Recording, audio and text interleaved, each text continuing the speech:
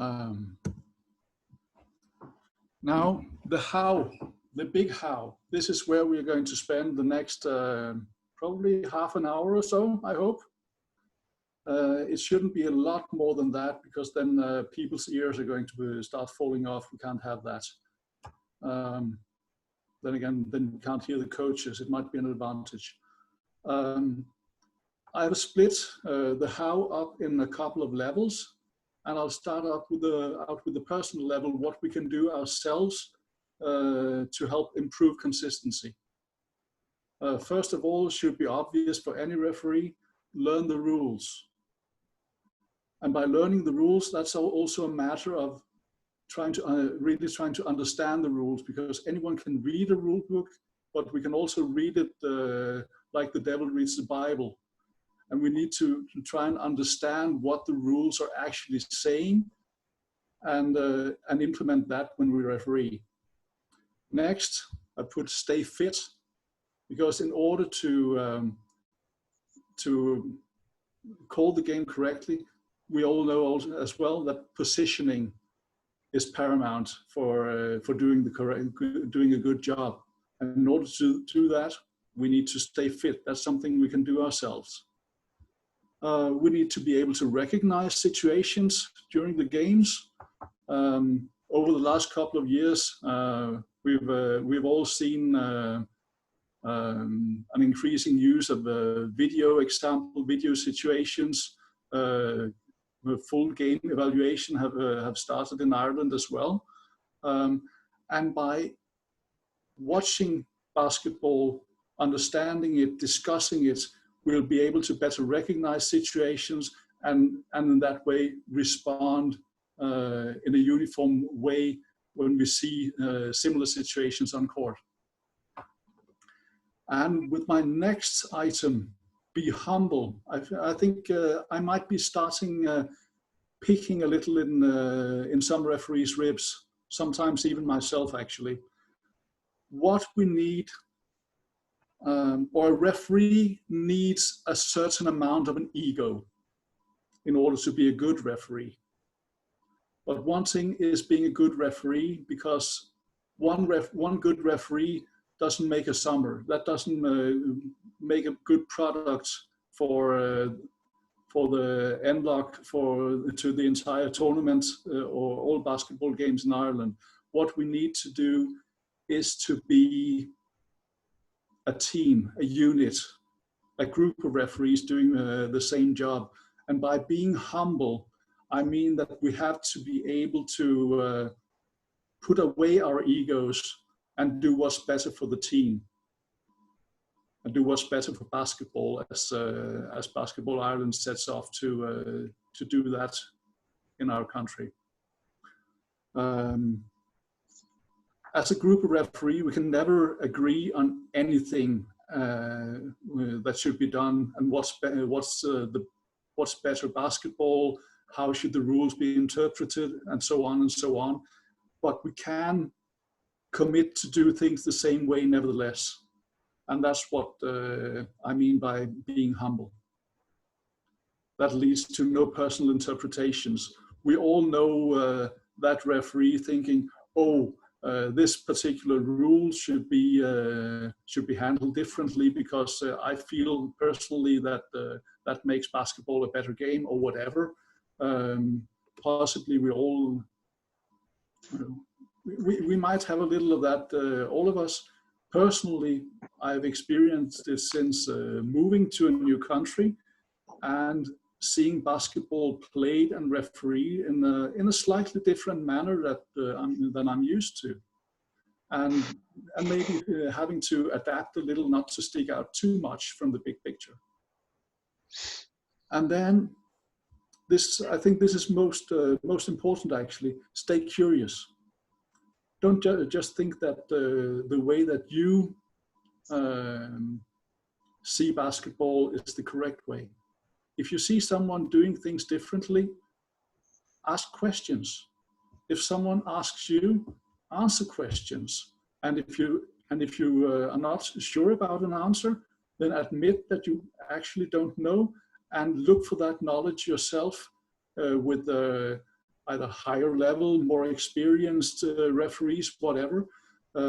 Local referees should maybe look to National League referees. National League referees should maybe used to look to our local FIBAs. I'm sure the FIBA referees we have are looking to the more experienced FIBA referees and FIBA as an organization for how to improve consistency, how to do things in the same way as everyone else, so that basketball will be, well, doesn't FIBA say one FIBA, one game, one everything? Paul, it's about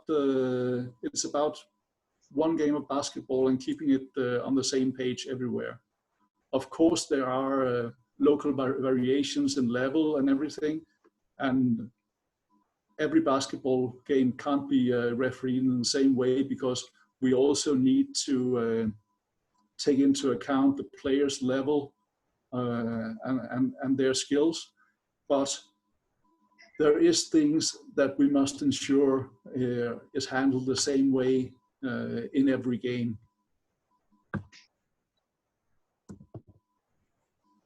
And one way to do that is to go to the crew level, in order to make sure that the team of referees referee the same thing, of course, is having the pre-game conference. The lower level games are played on, the more we see referees showing up in the last minute for games maybe, which makes it totally impossible to discuss anything in advance. And in many cases that'll work out fine, because many local referees have been refereeing together for 10, 15, 20 years maybe. They know where they have each other. But for new referees, referees who don't know each other, don't know the teams maybe, referees improving, moving to a new level, they need the pre-game conference, both to discuss and refresh rule situations, new rules, points of emphasis from Basketball Ireland or FIBA, whatever. This is important that we always remember this and include how do we maintain the consistency during that pre-game conference as well. We need to keep communicating during the games, when we have timeouts, intervals of play, whatever. If there has been specific situations during the game that is specific for or different from what we might have seen elsewhere, discuss how are we going to handle this to make sure that we do it in a uniform manner. We need to stick to our areas of competence. This is especially important in 3PO, obviously. But in order to referee consistently, we need to use the mechanics that we've been taught in order to make sure that we all do the same job. Next, just as important, post-game evaluation. Don't just grab your bag and run after the game. Make sure that you discuss what happened during the game, so that you may improve not just consistency, but refereeing in general, and helping your co-referees to improve as well. This is something we do, again, as a crew and as a group.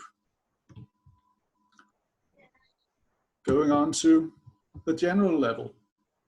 Here we talk what happens directed from Basketball Ireland, from the NLOC, from FIBA, whatever. In order to accomplish consistency, we need leadership.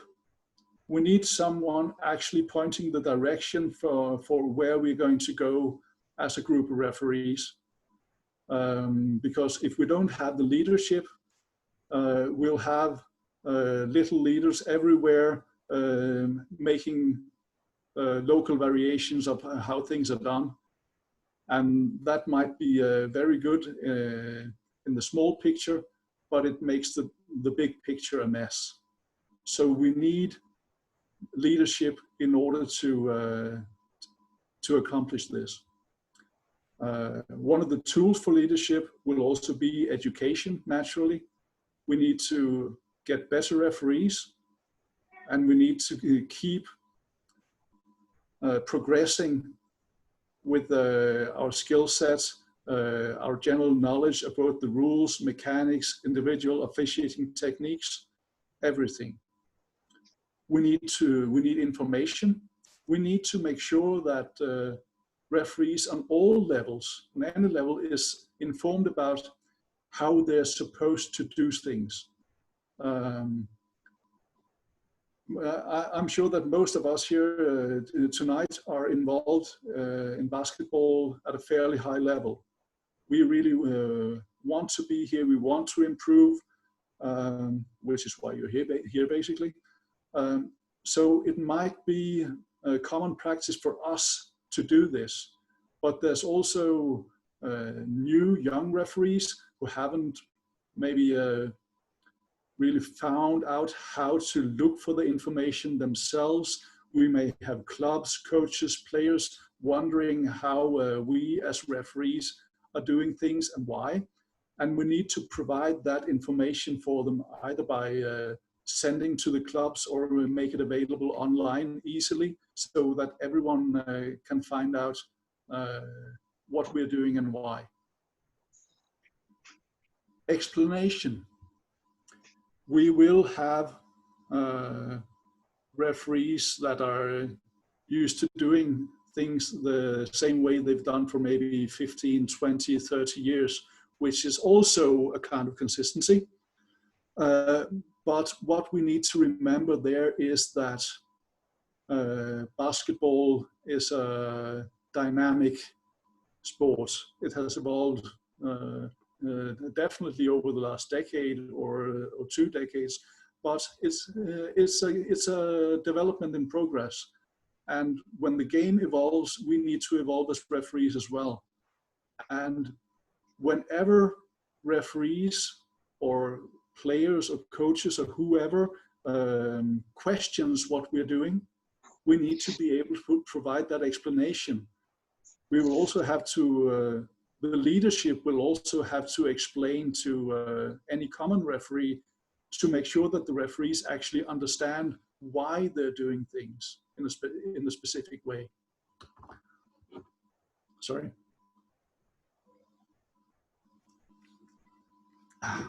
Now, as I mentioned briefly earlier, that a group of referees cannot all agree on everything in the rule book or interpretations or just general. We have different personalities, so we'll have different ways of going about complaining referees, or how we handle situations with very different levels on the teams, and etc., etc. But we don't need to agree. What we need to do is commit to whatever is decided that we're going to do. Because if we do that, we may have to compromise with what we believe in ourselves now and then, but it will make sure that we provide a more consistent and uniform product to the clubs, which is basically what the referees are there for. And next, we need to hold each other accountable for it, which goes back to, can be, if we see referees not doing what's agreed upon during clinics, or has been sent out in information folders or whatever, we need to talk about that and discuss it to make sure we stay on the same page, because without that, we don't have consistency.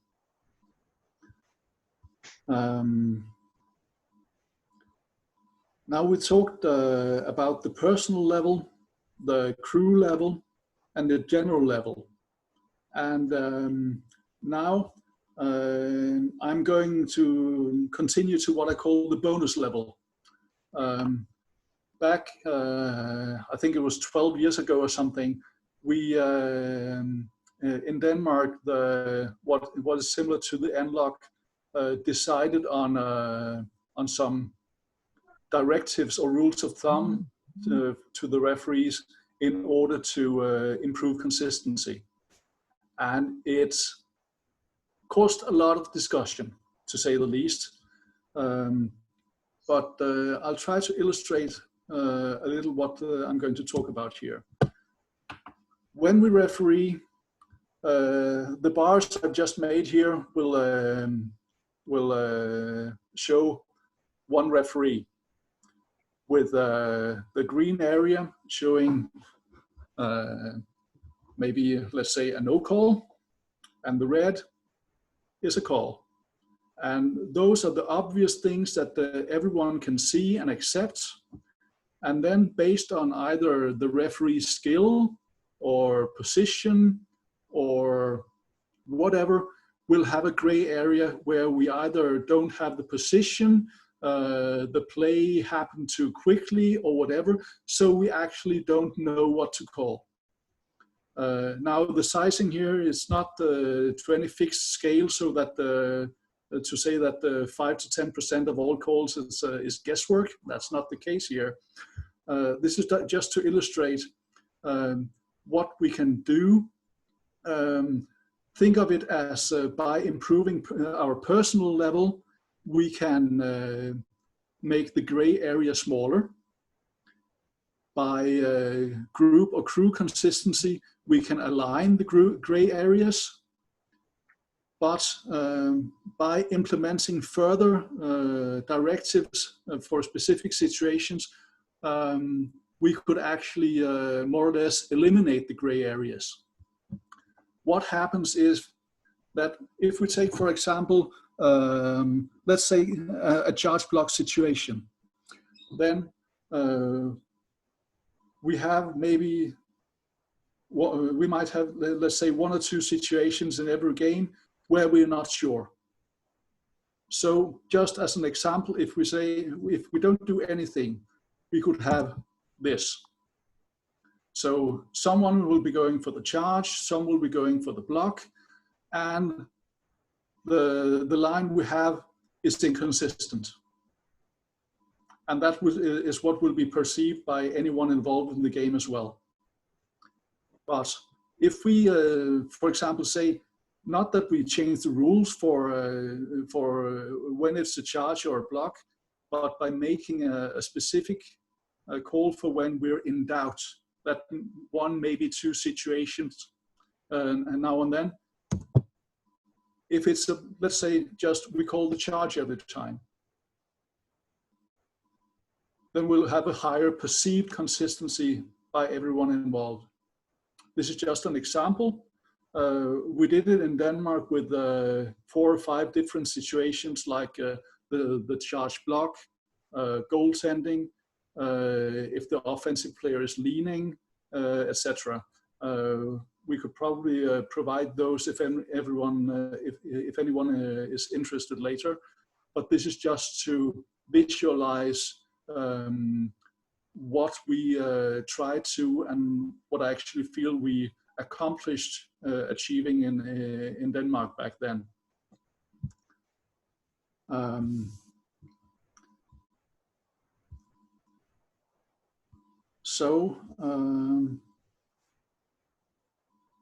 You know what? I think we'll just keep that hanging in the air for a little while, and let's see if anyone have any questions now. I'm sure there must be some. There is, there is indeed. As I said at the outset, Pelle, this was going to open up a nice debate. So if I start, Lynda Cassidy, how are you, Lynda? How do you aim to get a group of referees of varying levels and standards to recognize situations in a similar way? Work. No, there's no easy answer, but yeah. I think it's it boils down to some of the points I mentioned about making a group commit to a common goal. At the same time that that we implemented this in Denmark, we did a lot of work on team building. We did a lot of work on giving and receiving feedback in a positive manner. and really trying to work on removing those egos I discussed earlier as well. Not saying that we're not allowed to have egos. We need egos, especially to referee. I'd say the higher the level, the more ego you actually need. But you need to know when to turn it off as well. And we need to try and, I'm not sure we should say persuade, but motivate referees to work for a common goal. Very good. That's actually a very good sentence. Very good answer. From Magic. Hi, Magic. How should we cover the consistency topic in our pre-game? Especially, and it's similar a bit to Lynda's, but especially if you have, he says young, so I'm going to put inexperienced referee, or in inverted commas, the individual referee. But to be honest with you, Pelle, I think you've answered it. By getting people to agree to this pre-season, you're getting people to buy into it. So, and you spoke about team building. I think you've answered it as such. Do you want to elaborate on it in any way? I would say, you know what? I might just see if I can find a PDF file here. I'll just stop sharing the screen and see if I can find the document. Just a second. You fire away. What we did then, or what the Danish Federation did, is that they produced a small document and laminated it for everyone, and just published it and sent it to all active referees. While you're doing that, I'm seeing a lot of faces. So, and I know a lot of people came in. You can tell me when you can stop interrupting me when I stop interrupting you. Or you can interrupt me interrupting you. I want to say hello to Robert Ball from Scotland. I'm there now. You have it. Okay, off you go. Of course, now this is in Danish, obviously. Just a second. So we got an A4 document folded on the middle, so it was A5, and we got a list of directives and some very hands-on instructions for, hey, make sure that the players tuck in their shirts, like tucking their shirts at starts of games and quarters, whenever a player enters the court after a substitution or timeout, at free throws and similar larger interruptions, or as they say in German, mit Gefühl, every time possible, as an example. So we had a long list of what we agreed upon before the season, and then maybe this could be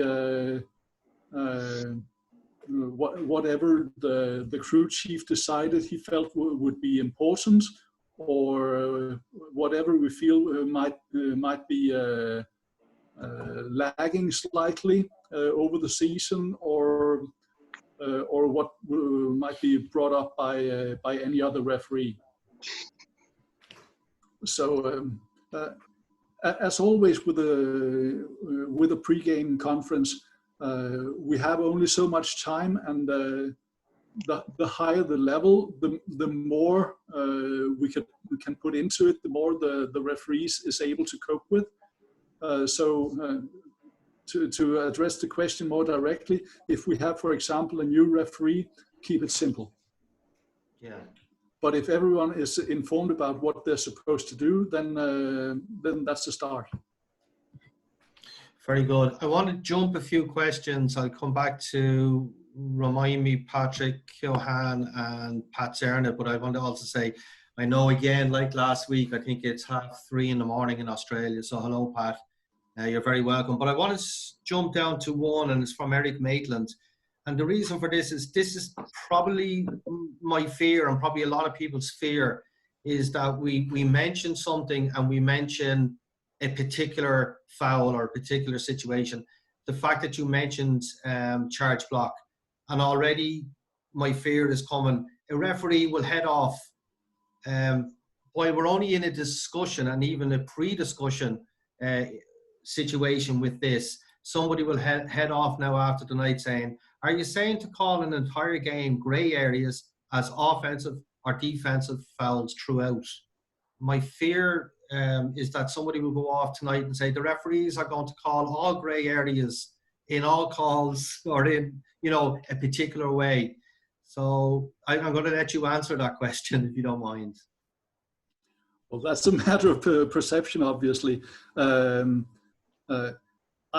I feel, based on my experience, that what we talk about here is worst case, maybe a handful of situations during a game, because this is situations where a referee feels like he or she might be guessing, because they obviously simply don't know or couldn't see if the player was in the correct position before, or if this is should be mentioned. Our directive back then was if the contact is on the torso still. So basic criteria for an offensive foul, which is the way we choose to call it back then, would still be in place.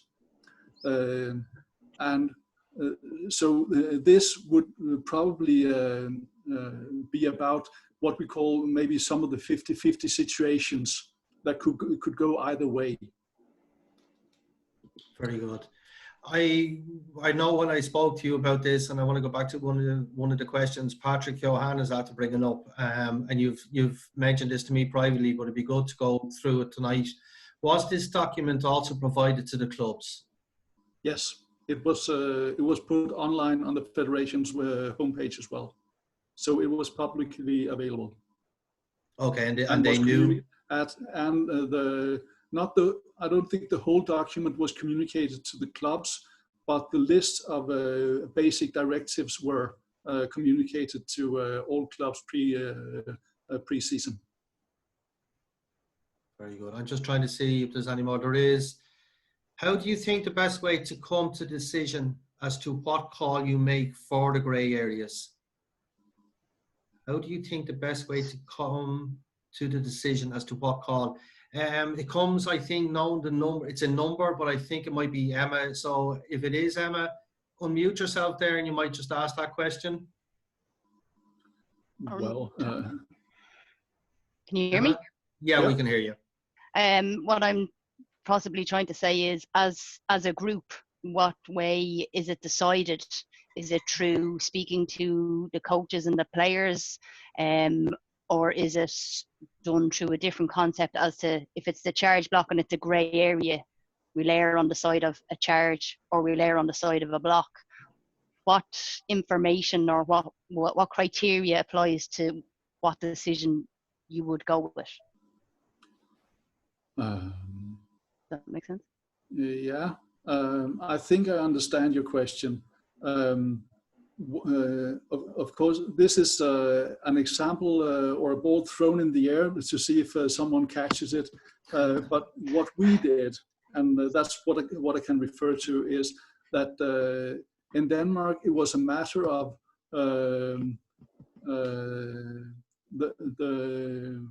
the people in charge of the referees under the federation defined that these situations were possible to handle this way, and they defined after discussion on a pre-season clinic how with the referees how we were going to handle it. And the people in charge were at that time one former FIBA referee, one active FIBA referee, and a FIBA commissioner.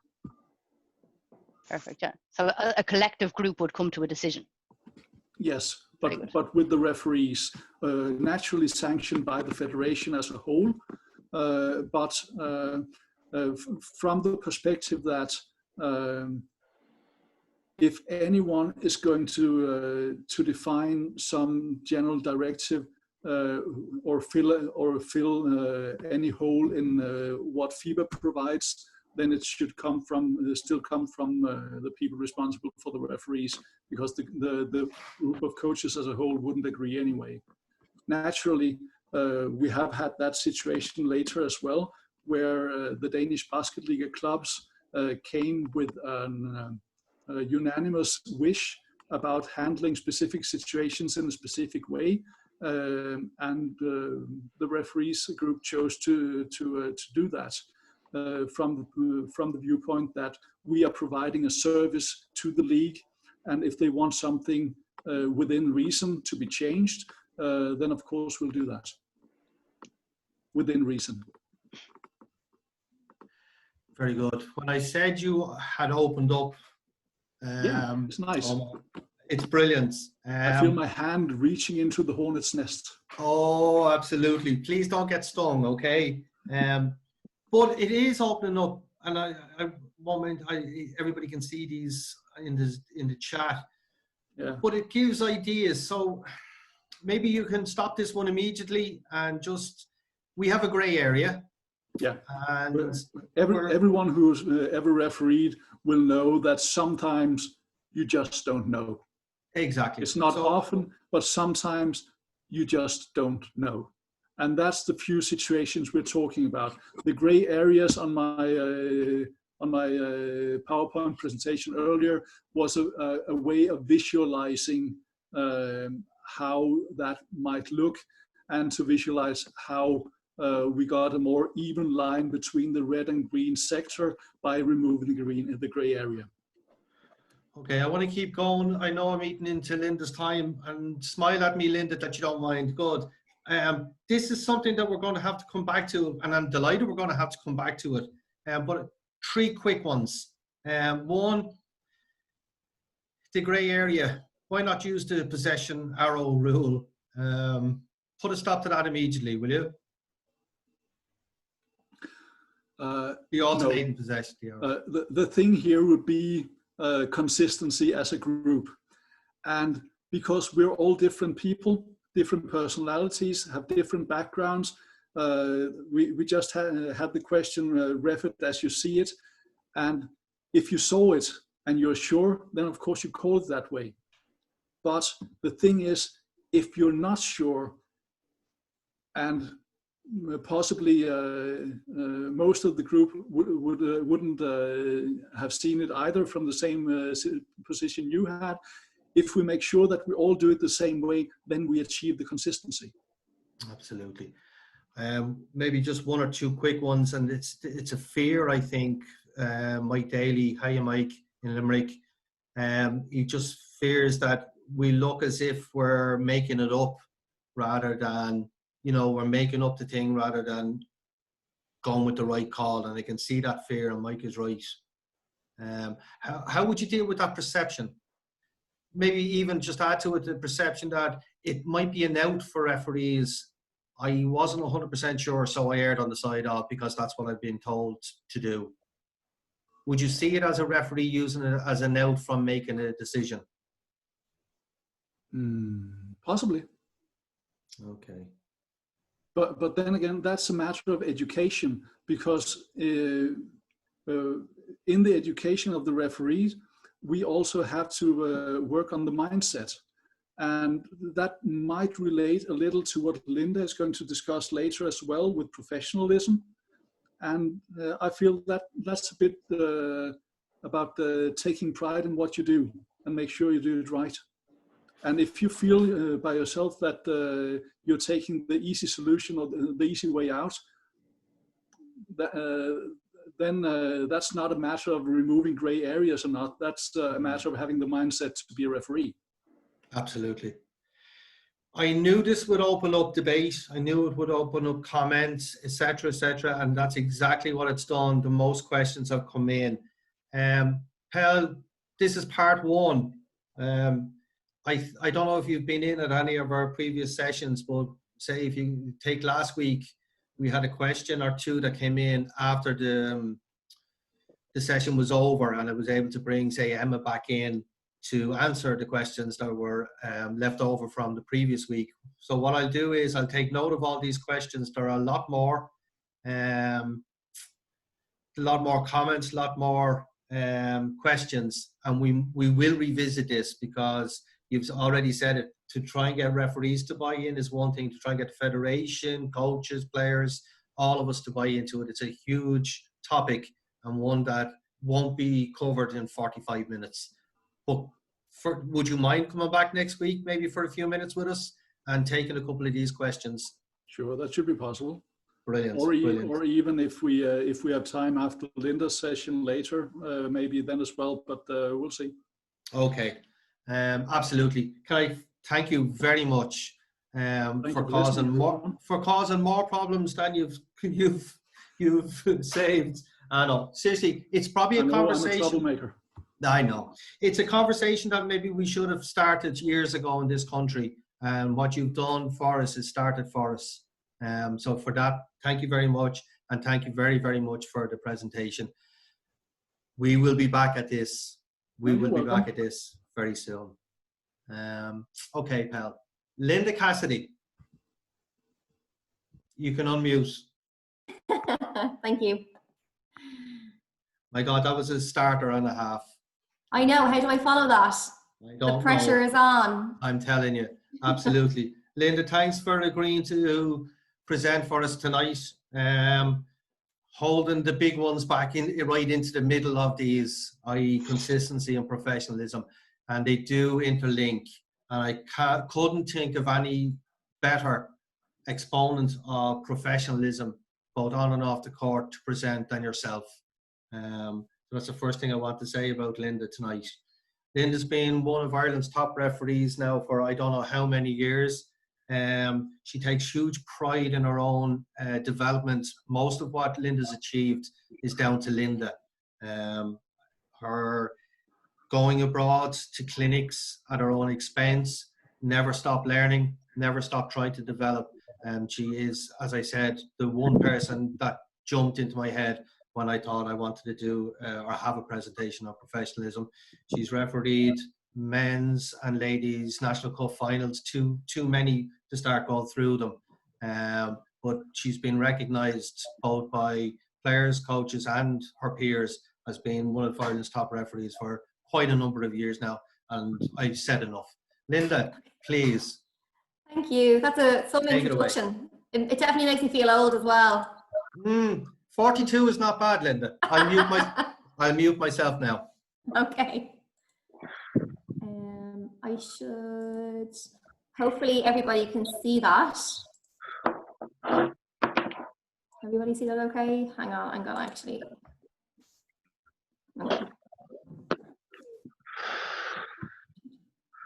Okay. So thank you, everybody, for sticking with me after Pelle's riveting topic and conversation and consistency. I hope I managed to keep everybody for the next 15-20 minutes or so. This shouldn't take too long. So yeah, thanks for joining. So my topic of professionalism is something I see overlap Pelle discussed. Is that if everyone put themselves on mute, please? That'd be great. So a place to start is, what is professionalism? So I did a little bit of research, and there's many different definitions of what's professionalism, but the one that seemed to have the most consensus was around qualities connected with a skilled and trained person or people. And I've crossed out people and I've put in referees, but the most important thing is basically the qualities. And you'll see overlap between this presentation, what Pelle's just said, because a lot of it relates to individual personalities and individual behaviors that you exhibit to be professional and demonstrate professionalism. So the areas which I'm going to briefly touch on in relation to professionalism are going to be your personal qualities as an individual, and then how they link towards how the sport is perceived in general and how you contribute to the image of an association, be that your federation, your local association, or if you happen to be a National League referee or national association. What is professionalism in relation to the basketball community in terms of the expectations that your association has of you in terms of professionalism, and also what you can expect back from them. And then how do you as an individual demonstrate professionalism both on and off the court? So we'll start here with the personal qualities, and it links in a little bit as to what Pelle said about accountability, and when he had the slide on the personal level in relation to consistency. It's our own individual responsibility for how we behave both on and off the court. And we do have to acknowledge that each of us individually contributes, and our behavior reflects on your basketball community and your affiliated association. So that could be the team that you're associated with, that you're refereeing for, your local area association. It could be Basketball Ireland if you're refereeing internationally. How you behave individually reflects back on those organisations. So you must have high standards and expectations of yourself to be able to demonstrate professionalism. And that links very much into having pride in what you do. And a big piece, one takeaway which I took from Pelle, was accountability. You have to hold each other accountable, but also to be accountable to yourself, that you must try and reach the highest standards and expectations of professionalism at all times. So I'm sure you've done a couple of exercises at various different seminars or clinics where you list the attributes of a good quality referee. And some of those I've taken and put into here in terms of what personal qualities we need to exhibit when we're demonstrating professionalism. And again, linked into what Pelle said, in the personal level of consistency, knowledge of the rules and interpretations is key. Our job as a referee, first and foremost, is to referee the game. And you cannot do that if you are not fully up to date on the rules and the interpretations. It's taken as a given that when you step out to do a job, at no matter what level it is, that you know the rules and the interpretations. And it's really not acceptable for people who are getting paid to go out and not know the rules and the interpretations. Regardless of whether you get paid €10 at local level or €50 at national level or at international level, once you have signed up and committed to refereeing, it's our job to provide a very good service. Respect is also something that's really important in terms of professionalism. We wear it on our sleeve of our referee's jersey, but we must have respect for the game, and that links into the rules and the interpretations. You show respect for the game by knowing your rules and your interpretations. And you also must demonstrate respect for the stakeholders in the game. So that's players and coaches, your peers and your co-officials, other people in technical roles such as table officials, and those who are on area association committees and in your national federation. We must show respect to earn respect in return. Another key one, which I think is very important for professionalism, is commitment. And this links into something I briefly touched on there for knowledge of the rules. Once you've signed your name to be a member of an association and to referee, you've made a commitment.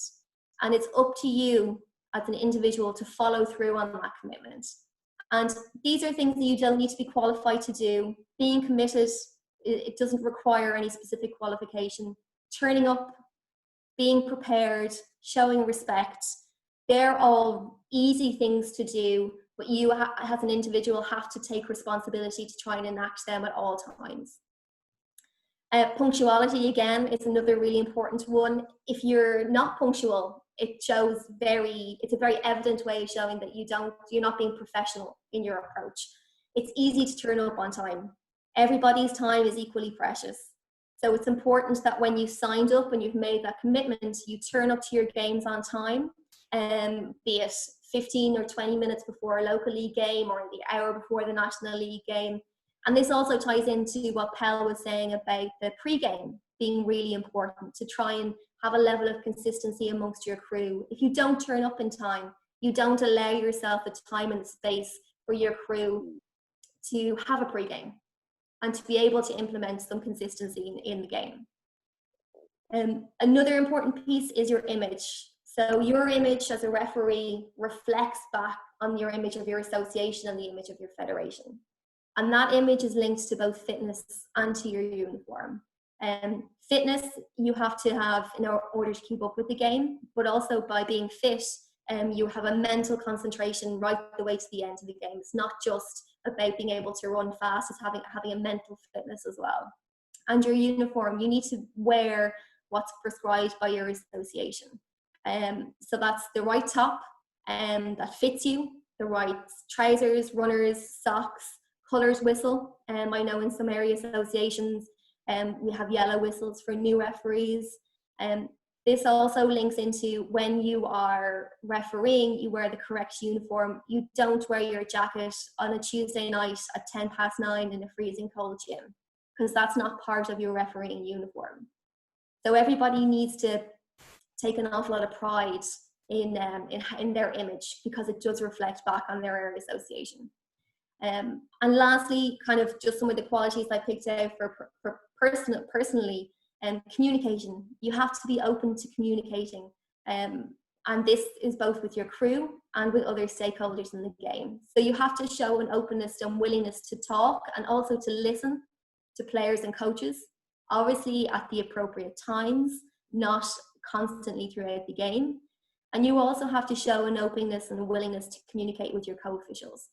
Pre-game, post-game, timeouts, you have to communicate so you know how you're getting on, and also to show that respect, that you're wanting to help everybody have a level of consistency and improve together. So they're just a couple of key things which are important personal qualities to demonstrate professionalism. But when you're talking about your basketball community and the association that you're linked with, you have to remember that you represent your sport, and we represent referees within our sport. So we have to remember that no matter when you go out, you are representing either your local area association, the National League if you're affiliated with that, or FIBA if you're affiliated with FIBA. And it's up to us to provide the highest quality service to the game, the teams, and whoever you've actually made a commitment to referee for. And you have a commitment that once you've signed up, you must fulfill all the criteria as specified by your affiliated association. So it's not enough for you to go, I signed up and I paid my fee and I'll saunter in whenever I feel like it, and I won't turn up on time for games, and I won't pass the rules test, and sure, I might turn up for the fitness test. Once you've made a commitment, you have to demonstrate professionalism by fulfilling all the criteria of the association you've committed to. So paying your fees, doing your fitness test and rules test if needed, if they're applicable, and turning up on time, engaging with development and education. These are all really important, because you must show professionalism towards your area association, and in return they will be professional and courteous towards you by providing opportunities to you to develop, if that's what you want to do. So it's a two-way street. You get in what you put out, and you have to be accountable to the commitment that you've made as a referee. So in relation to on-court, there's going to be a bit of repetition here between personal qualities and what you need to demonstrate on-court. Expanding on some of those just a little bit. I've already spoken about knowledge of rules and interpretations, and how it's exceptionally important that you know your rules no matter what level you're refereeing at. It's also really important that you apply the rules correctly and the interpretations. And what I mean by that is you must have, to be professional, you must have courage on court to make sure you make the difficult call or the unpopular call. It's not only up to certain referees to do the difficult piece. Everybody has to be professional, and everybody has to do their bit in the crew. It's not up to only certain people to do those jobs. And we must be fair and honest in the application of the rules and the interpretations at all times. I've already mentioned communication. I just wanted to re-emphasize that on court in particular, it's really important that you communicate with your crews, the table officials and players and coaches. And communicating does not mean that we're talking all the time. It does mean that we listen, and we have to take on board the question and answer the question and then move on. And the image is, I know I'm going back on this, but it's really important. And I'd add to what I said before: correct uniform, fitness to play. I'd also add smart. It's up to you to be smart in your uniform. Have something that fits you. If you have hair that needs tying back, it's tied back. You're not wearing any jewelry. All these things, which are actual criteria for refereeing, need to be adhered to. And then lastly, I'm going to briefly touch on professionalism off the court. So we're all referees, but we're also all probably fans and spectators of basketball also. But when we go to watch a game, or when we interact with our various different associations, we have to remember that we always have a referee hat on. So even if you're not refereeing, you will be perceived as a basketball referee in the sport. So you need to act professional in your interactions off the court also, with your peers and with colleagues of all levels, with game participants, even with spectators. And you need to be professional in your behavior. And a key interaction that happens off the court is social media. So online forums, Facebook, Instagram, Twitter, Snapchat. I have TikTok there, although I don't really know what that is. It's just like a bit of a buzzword at the moment, so I threw it in. But it's every person's responsibility to act professionally on their individual social media pages. So you must adhere to the Basketball Ireland social media guidelines. And this goes back to personal responsibility. It's each person's individual responsibility to follow those guidelines. It's not acceptable on your social media or your online forums to discuss co-officials' performances, to discuss players or coaches, teams, committee members. It is not appropriate for any of that to be discussed on your personal social media account. If you do put up any opinions, it's exceptionally important that you say that they are your own and they do not represent those of Basketball Ireland, a local area association, or any National League panel or committee. But that's also true for area associations who have social media accounts or online websites. They also cannot discuss individual referees or individual assessments. That is not appropriate on social media to do that. If we don't show, what I will end up here with this in terms of social media, if we don't show respect to each other in terms of how we interact, how can we expect people outside of refereeing to show respect for us? So we really need to be careful on social media that we don't disrespect any of our colleagues by discussing them in any forum. And the byline at the end of this is that we're always representing referees in the basketball community. So you have to try and hold yourself to a high standard and take pride in what you do to demonstrate professionalism both on and off the court at all times. And that is a whistle-stop 15-minute tour through professionalism. Anyone have any questions? I actually wasn't looking at the questions there during the presentation. We do indeed. Thanks, Lynda. Excellent. Okey-dokey. And the time frame, super. I'm wondering here, if Pelle had been unprofessional and only taken 20 minutes, where would we be now? I joke. Come here, a couple of ones that have come in. Magic has sent one in. I think there's a competition between Magic and anybody else to see who will ask the most questions every week. The Magic is winning hands down. Okay, but he sent in a question and then said he should have left it for a minute because you covered it in your slides. One from Emma. What advice would you give a new referee who is refereeing with a very experienced referee, in brackets Paul Dempsey, who is not acting or encouraging professionalism, i.e. turning up late, etc., etc.?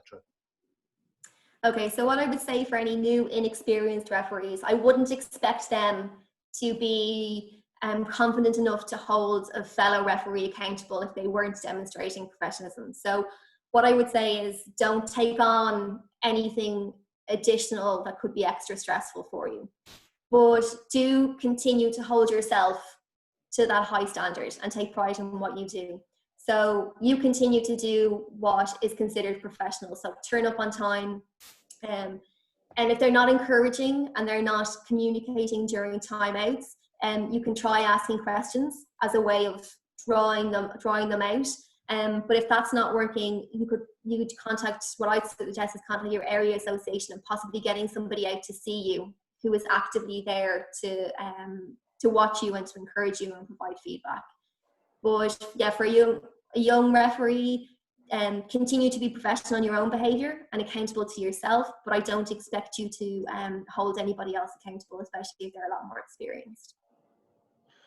Very good.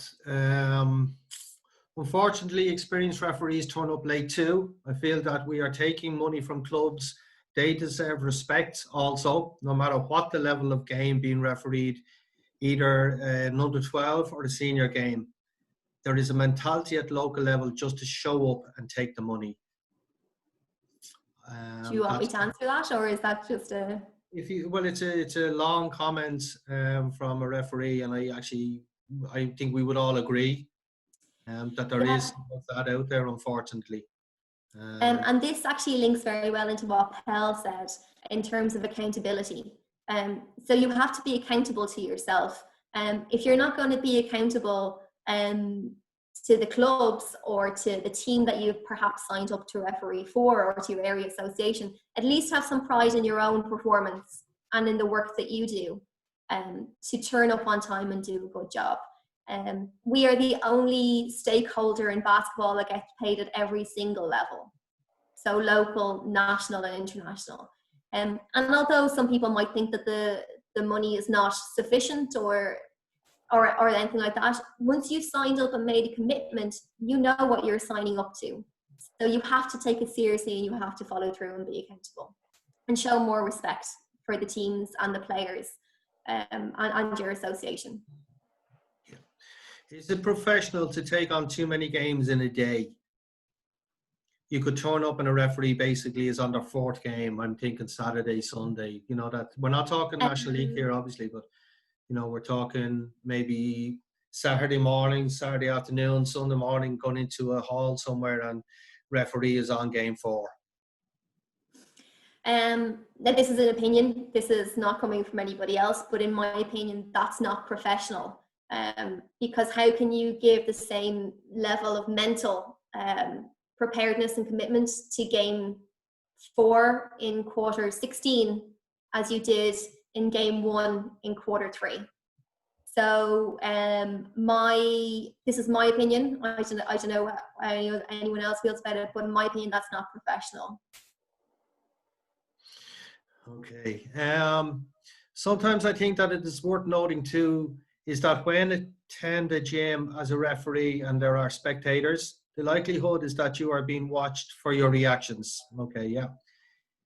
It is another time that a high level of professionalism is required towards colleagues who are refereeing the game. Well, actually, that comes in from Adam Wiggum, and basically saying that if you're sitting in the crowd as a spectator, as you do a lot, Lynda, watching your peers, he's making the point that the people are watching you for your reaction. And that's another time when we have to be at our utmost professional. Absolutely. Yeah, and I totally agree with that. They'll be looking for facial reactions. They'll be looking, if you're an observer, to see if you're writing at a certain time. So you need to be very mindful of who's around you, and really try and give nothing away, if at all possible, because whatever opinion you have is between me, myself and I. Really, it doesn't need to be shared with anybody else. And if you're an observer watching your co-officials or peers refereeing and to provide feedback, that feedback is between the observer and that crew only. It's not to be shared with anybody else in the crowd. Pelle was making the point, I'd say, just as you were just as you were speaking, I'd say he was writing that it equates to the assessors as well. So very good point. I've got a couple of private ones in as well I'm going to hold on to, but one of them makes the point, and if you don't mind, Lynda, I'll just answer this. And you've answered it, and so has Pelle actually in the words accountability. But one person has come in, National League officials turning up late wearing jeans and T-shirts. Officially, guys, we've a dress code. We've an hour to be, we're to be there an hour before tip off, and we have a dress code. We also, Pelle put in his presentation that we need to hold each other accountable. It's it's frustrating, I have to say, for me, to hear stuff like this at the end of the season. We must say it to our co-officials. I'm really sorry, but you're not supposed to turn up late for your game. You're supposed to be here an hour before tip-off, and you're supposed to be dressed in a particular manner. I have no choice, but I need to put this down on a report form. We need to hold each other accountable. A lot of that long one about sitting in the crowd came in from Adam Wickham. I don't know if I said that, and a lot of people are agreeing with Adam on that. So well done, Adam. Lynda, I didn't think we'd get as many questions for you, but we did, which is brilliant. And there's a lot of people saying thank you and well done, great presentation. Just bear with me one more second. Surely when you leave the house for a game, it is easy to have the correct gear as the wrong gear. That's common sense, absolutely. Paul, what's the situation with refs doing local league games while having National League games the same day? You can answer this privately. I won't answer it. I'll answer it publicly, but I won't say who it's come in for. There is a rule that you're not allowed to referee a local league game on the day you referee a National League game. Unless you're appointed to that game by the National Appointments Officer. So basically, if you have a game appointed to by, at the moment, Joe Nocton, you can't take a game from anywhere else, whether that be a pickup game or in a local appointed game. So that's come in. So came in privately, but I have no problem sending it out there publicly. Lynda? Yes. How do you suggest handling less professional referees, in brackets Paul Dempsey again, sanctioning or motivation? I don't know why people are picking on me, but anyway. Okay, so in terms of sanctioning, that can't really be done by your peers. That has to be done by an association. So if somebody is not, that being the local is either a local association or your national association, but it does rely on your co-officials reporting instances of non-professionalism to allow an association to implement any sanction or consequence for that. But you also can speak, as you just mentioned, to your, in relation to the person not turning up in the correct smart attire before the game. You can say it to your co-official one-on-one. That's not acceptable. Is like, I'm going to have to report you for this. There's no reason why someone shouldn't feel that they'd be able to say that. And don't do it publicly at the table before the start of the game.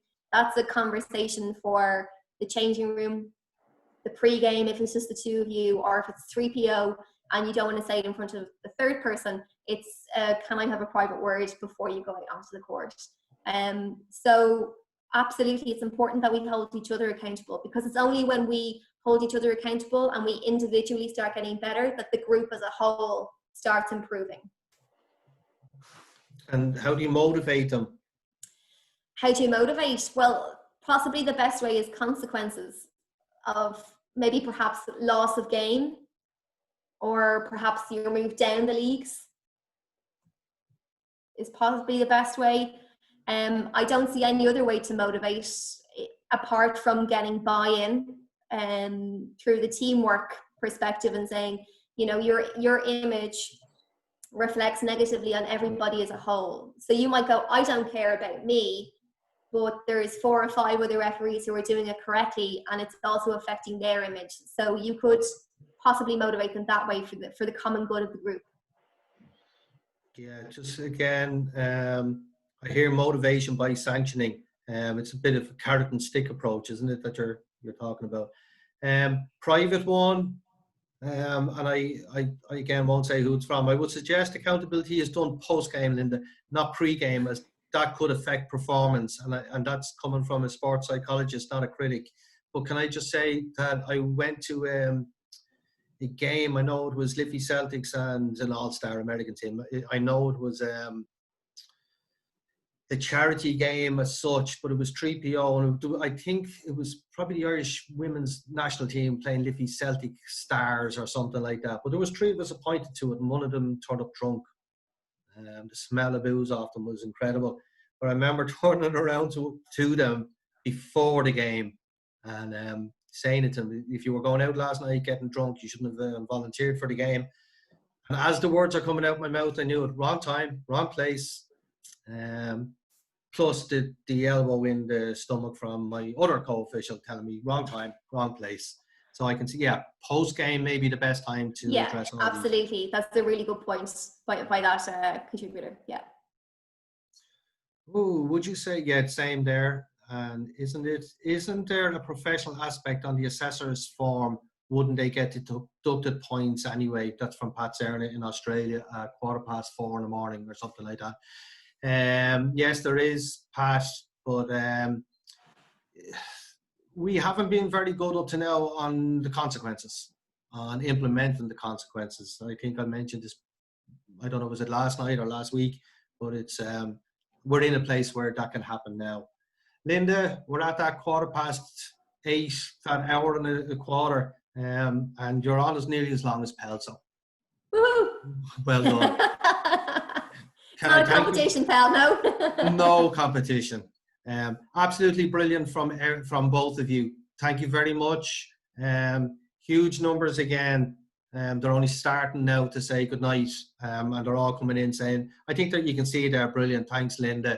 And I saw a host of thanks, Pelle, thanks, Lynda, earlier on up the list. But I get a copy. I have this recorded, and I get a copy of all the questions and comments. We're going to hold over the ones for Pelle for again, because it's stage one of a great discussion. I can see George Fitz, Eric Maitland, Magic, Mike Daly, loads of thank yous. They speak for themselves. If you want me to frame all the thank yous, I will, and send them to you. Send them out to both. Obviously, Paul, yes.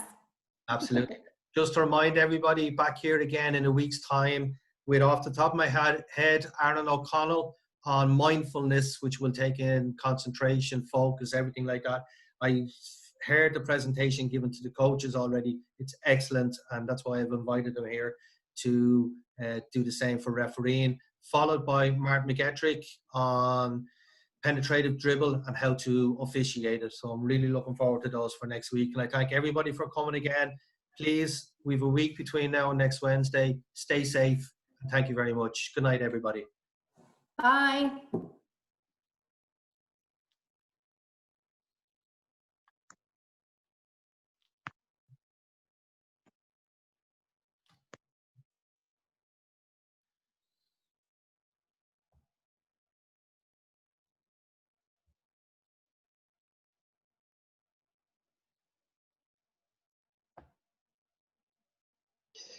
You need to close the